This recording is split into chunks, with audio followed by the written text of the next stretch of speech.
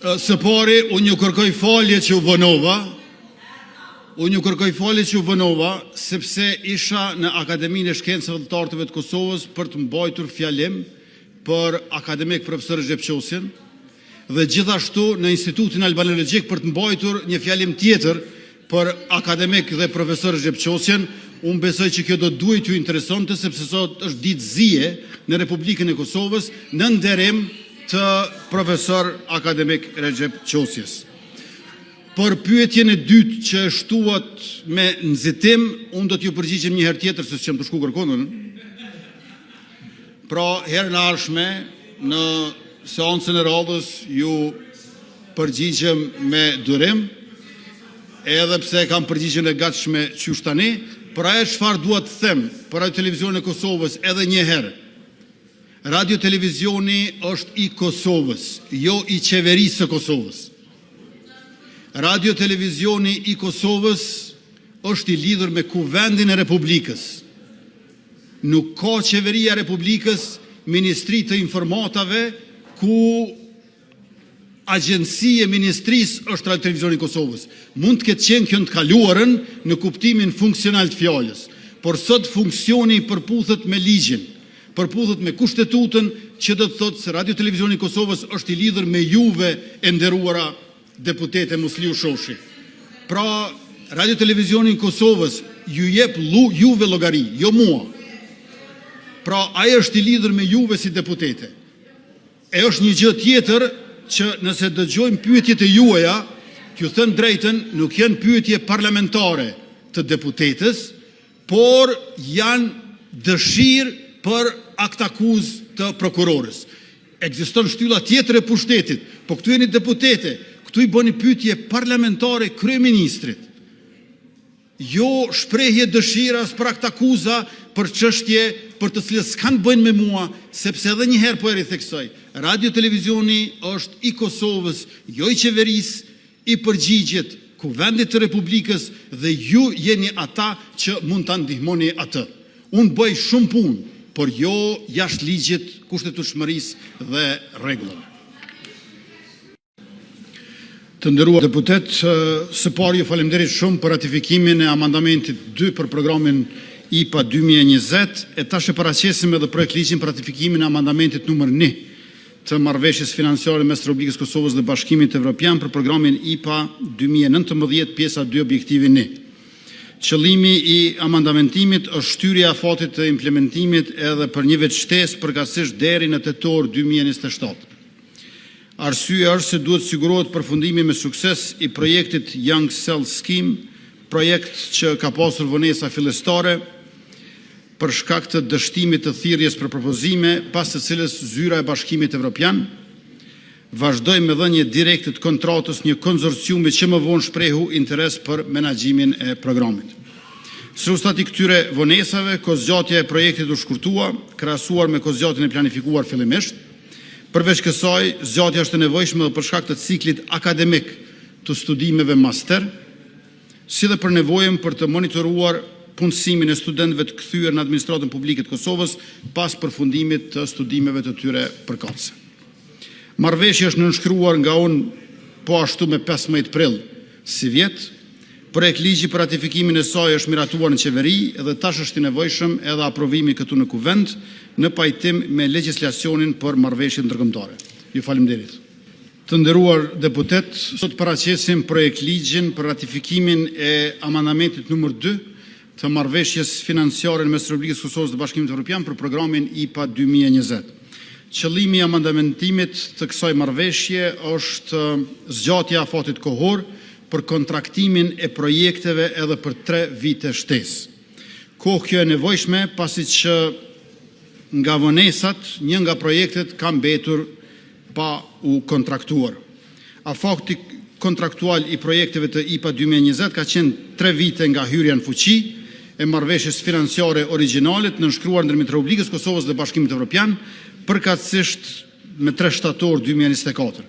Projekti i ndikuar nga ky amandament është projekti i ngrohjes qendrore të Prishtinës me vlerë prej 17.6 milion euro, të cilët ofrohen si grant nga fondet IPA. E rëndësishme të theksoj është se projekti ngrohjes qendrore ka ndikim të madh në sistemin energjetik, parashihet zgjerim I rrjetit me rreth 90%, duke përfshirë mbi 20.700 njësi dhe rreth 82.000 banor, duke rritur efikasitetin energjetik dhe duke e ullur ndotjen e ajrit. Marrëveshjen e kemi nënshkruar me 15 prill 2026, projekt ligji për ratifikimin e saj është miratuar në qeveri dhe tani është I nevojshëm edhe miratimi këtu në Kuvend të Republikës në pajtim me legjislacionin për marrëveshjet ndërkombëtare.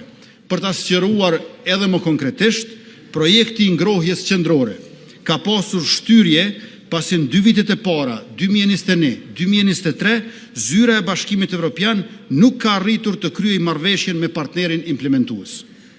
E ajo ka qenë Banka Evropiane e Investimeve.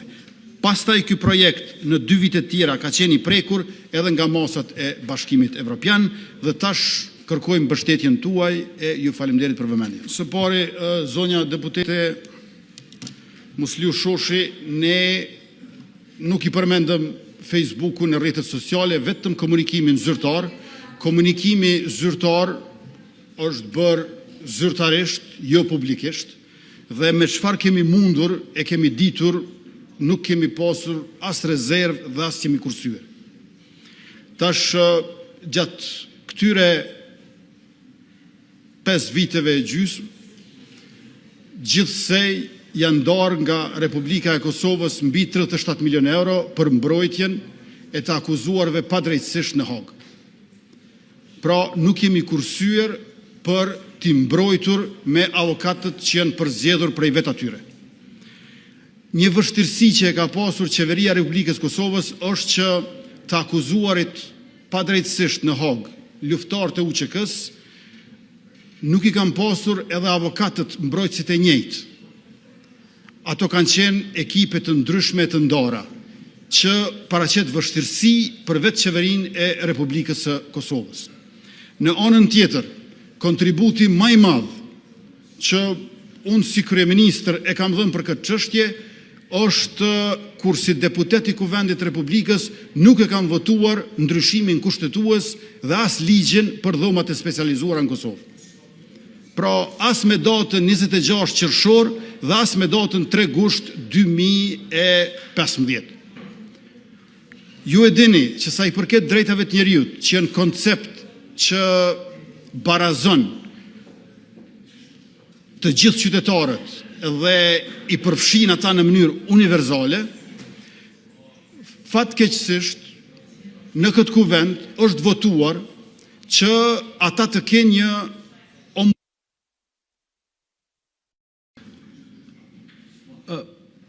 Mirë, regjia e lutem ta përmendon fjalën me që ata zoti Hoti përfundoi më herët, e hapën precedonin.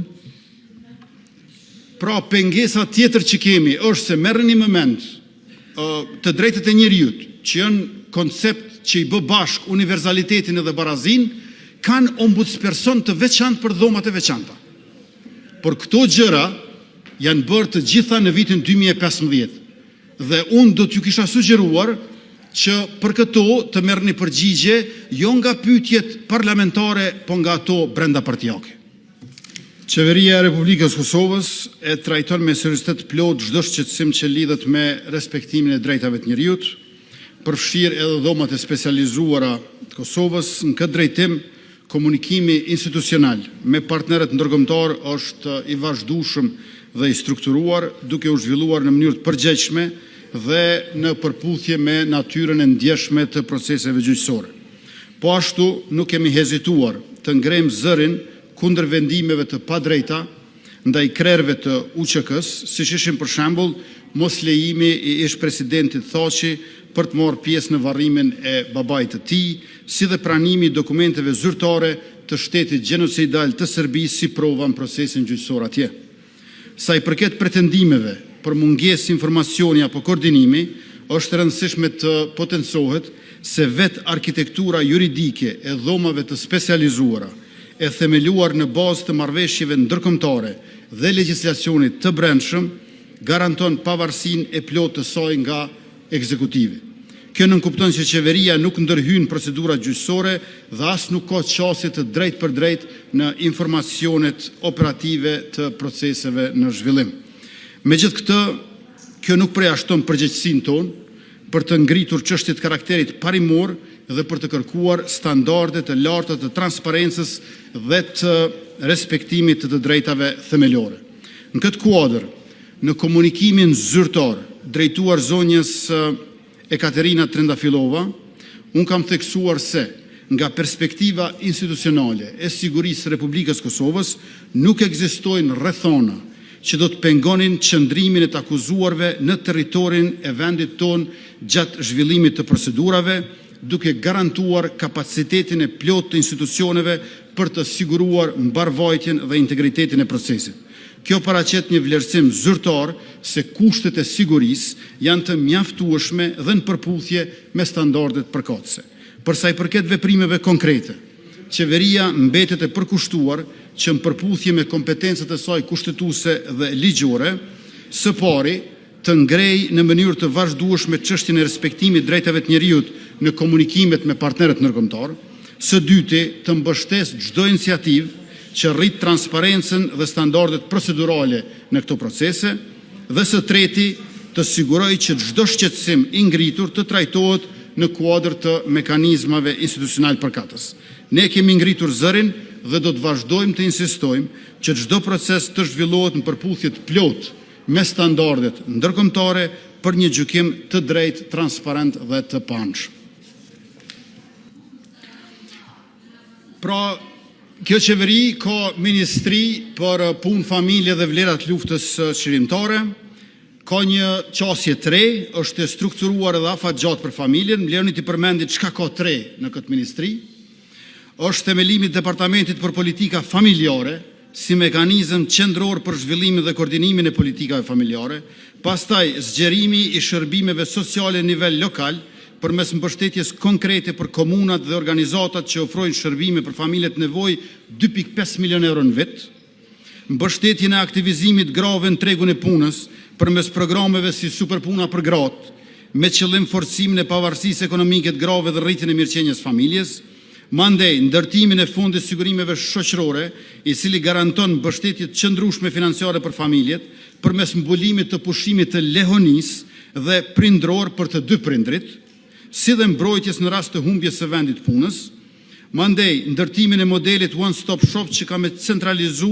dhe thjeshtu qasjen e familjeve në shërbime në zyra lokale, pra sa më pranë tyre, zhvillimin e politikave për banim social dhe të përballueshëm për familjet, si një nga shtyllat kryesore për forcimin e stabilitetit familjar dhe adresimin e sfidave demografike. Këto masa janë pjesë e një vizionit të qartë të kësaj qeverie. Familja në Kosovë të ndihet e mbrojtur, e mbështetur dhe e përfshirë realisht në zhvillimin ekonomik e shoqëror të vendit. Çdo gjë që bëjmë është në përputhje me legjislacionin në fuqi. Kur do të ketë nisma, kur do të ketë propozime për ndryshim të tij, atëherë do të mund të diskutojmë ato. Mirë po, tash unë po tregoj se çfarë kemi bërë dhe çfarë po bëjmë për të gjithë qytetarët pa dallim. Është e qartë se kjo nuk ishte një pyetje, po ishte një pyetësor.